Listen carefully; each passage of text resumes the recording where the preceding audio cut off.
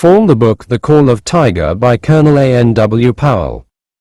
Are there any superstitions about man-eating tigers? Yes, there is a general belief in many parts of the country that a man-eating tiger is guided towards his next human victim by the spirit of a human being previously killed and eaten by the tiger. This spirit is supposed to ride on the tiger's head. Another belief is that anyone who assists in trying to kill the tiger will himself fall the next victim. This unfortunate belief often greatly handicaps a hunter in his efforts to end the man-eater's career. There is still another belief that a human corpse, partly eaten by the tiger, will sit up and point out the hunter in his macan to the tiger when he returns to his kill.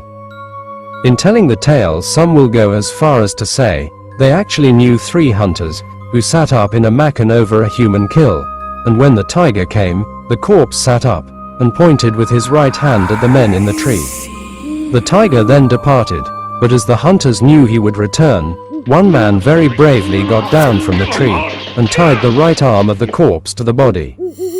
Later, when the tiger came again, the corpse sat up and pointed out the men with his left hand. This time the tiger, who was of course somewhat supernatural, sprang 30 feet up the tree and killed his enemies in the macan.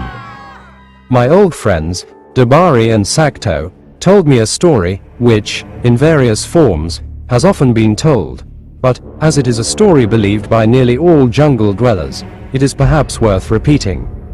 There was once a Bania. Bania is a native word for shopkeeper, living in a village in the jungle.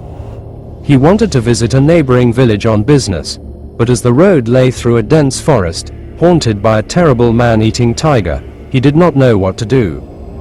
Eventually he met a sadhu, who gave him 2 powders. For those who don't know the meaning of sadhu, it is a native word for mendicant. By eating the first, he himself would be turned into a huge tiger, capable of defeating all other tigers in the jungle, and, by eating the second, he would at once become his old self again.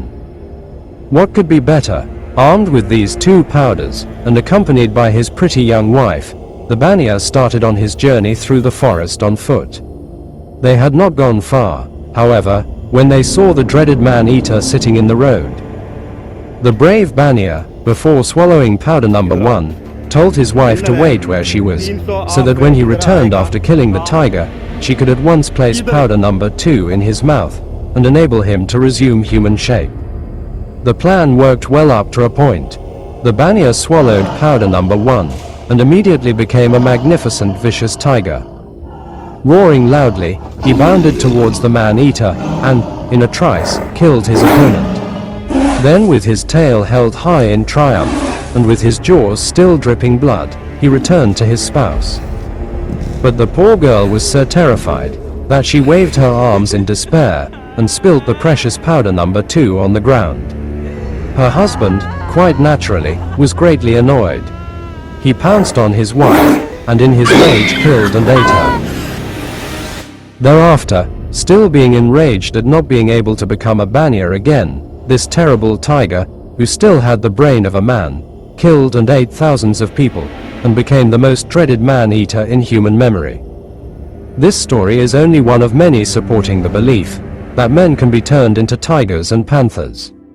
In many parts of India, the people believe in were-tigers and were-panthers and contend that, in order to be able to prey on human beings, some individuals have the power and actually practice the magic of turning themselves into these animals at night, resuming their own human shape at dawn. People suspected of this practice are greatly feared and sometimes come to an unfortunate end, but normally, no one comes under suspicion of being a were-tiger or panther unless human kills continue and the real culprit remains undiscovered.